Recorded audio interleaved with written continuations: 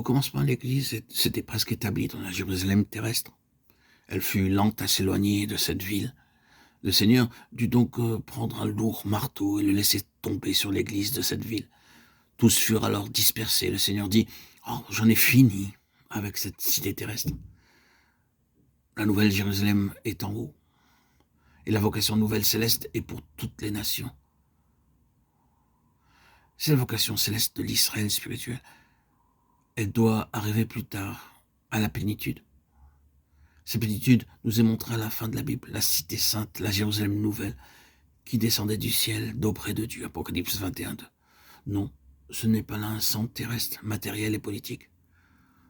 Ce sont les compagnons de Christ qui sont représentés par le symbolisme de la cité, et le dernier mot qui soit dit de cette cité est celui-ci. Les nations marcheront à sa lumière, et sur les deux bords du fleuve se trouve l'arbre de vie, et les feuilles de cet arbre sont pour la santé des nations. Apocalypse 21:24 et 22:2. Avons-nous remarqué que nous avons changé un mot? Notre traduction dit « pour la guérison des nations ». Mais ce mot n'est pas correct. Les nations n'auront plus besoin de guérison dans l'éternité, que Dieu soit béni. Mais elles auront besoin que leur santé spirituelle soit développée. La plupart d'entre nous n'auront plus besoin d'être sauvés. Souvenons-nous en passant que le mot « salut » dans le texte original signifie « santé », être maintenu dans un état de bonne santé. Telle est la signification du mot « salut », être spirituellement en bonne santé. Les nations alors seront les personnes qui ont reçu l'évangile et auront répondu. La terre sera remplie de la connaissance de la gloire de l'Éternel comme le fond de la mer par les eaux qui la couvrent. Habakkuk 2:14. Mais tout au centre des nations, il y aura l'Église, et par l'Église, la vie et la lumière jailliront pour maintenir la santé des nations.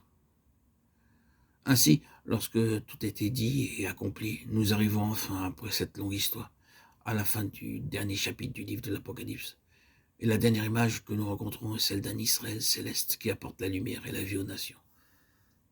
Peut-être quelques étudiants de la Bible, et nous qui sommes intéressés par la doctrine, sommes-nous maintenant troublés par une question au sujet de ce que nous venons de dire?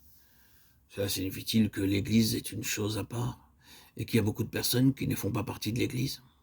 En d'autres termes, la cité est-elle une chose, et les nations en sont-elles une autre? Nous n'entrerons pas dans une discussion à cet égard, mais j'aimerais vous ramener à cette lettre aux Hébreux pour y trouver la réponse. Elle est dans un petit mot de 2 lettres, si. Nous sommes les compagnons de Christ, si. Sa maison, c'est nous, si. En un sens, toute la lettre est concentrée sur ce petit mot. Ce n'est plus maintenant une question du salut pour entrer au ciel, il est maintenant question de cet instrument d'une vocation céleste à l'égard de tous les autres. C'est ici la hauteur de la vocation céleste. Je vous laisse répondre à cette question en étudiant de nouveau cette lettre. Elle semble nous dire que tous ne seront pas à la cité. Si tous étaient la cité, où serait la campagne? Non, la cité est le centre, le siège de l'administration, du gouvernement et de la lumière. Tout le pays tire sa valeur de la cité. Il semble que ce soit la vérité exprimée. Il est possible d'entrer au ciel tout en n'étant que dans la cité.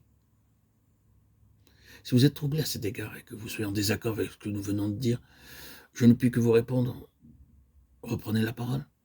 Je ne peux pas comprendre cette lettre sur notre base, à moins que nous admettions que les avertissements sont liés au salut et non à l'héritage. Pourquoi insiste-t-elle sans cesse sur cette nécessité d'avancer? Je ne crois pas que si vous n'avancez pas, vous perdrez votre vie éternelle ou sacrifierez votre salut. Mais je crois que si vous n'avancez pas, vous perdrez votre héritage. Et c'est là l'enseignement de cette lettre, tel que je le comprends. Oui, le seul objet de tout le Nouveau Testament, après les évangiles, c'est celui-ci.